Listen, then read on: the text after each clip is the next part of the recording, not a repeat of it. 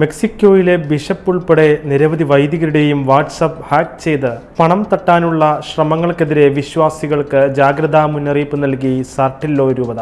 ഈ ആഴ്ച 2 വൈദികരുടെയും bishop Jose role ലോപ്പസിന്റെയും WhatsApp അക്കൗണ്ടുകൾ ഹാക്ക് ചെയ്ത് സഭയുടെ പേരിൽ പണം സ്വരൂപിക്കാനായി ഉപയോഗിച്ചതായും രൂപത പ്രസ്താവനയിലൂടെ വെളിപ്പെടുത്തി.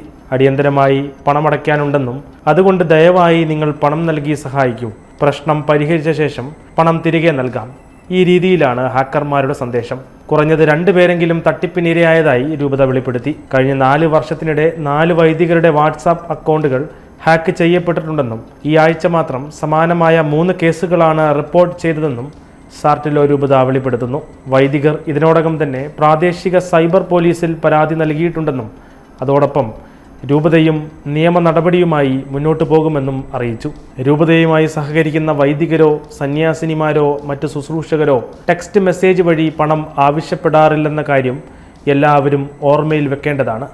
ഈ വിഷയത്തിൽ ആശങ്കകളുണ്ടെങ്കിൽ വിശ്വാസികൾക്ക് നേരിട്ട് ഇടവക ഓഫീസുകൾ സന്ദർശിക്കാമെന്നും രൂപത പ്രസ്താവനയിലൂടെ വ്യക്തമാക്കി.